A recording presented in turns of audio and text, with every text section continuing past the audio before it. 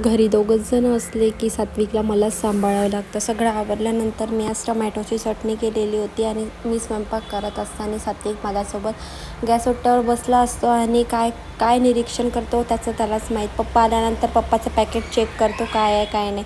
पप्पा जेवण करून जाताना सात्विक आज पहिल्यांदा इतका आनंदी होता आणि पप्पाला हॅपी बाहेर पाठवलं. नंतर गेल्यानंतर असा तोंड पाडून बघत होता आणि लिफ्टकडे सतरादा जाऊन बघत होता की पप्पा नक्की गेला आहे की काय.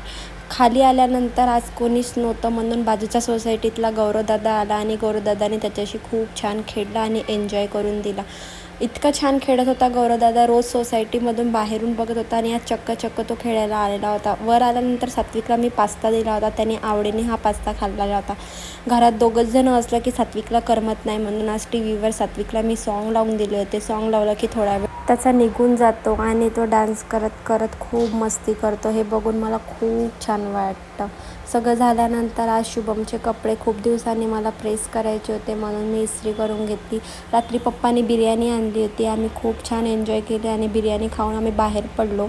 आम्हाला ही फॅक्टरी आईस्क्रीम जी आहे ती आम्ही मोबाईलमध्ये बघत होतो. आज चक्क पप्पांनी आम्हाला आणून दिली. मी खूप आवडीने खाल्ली.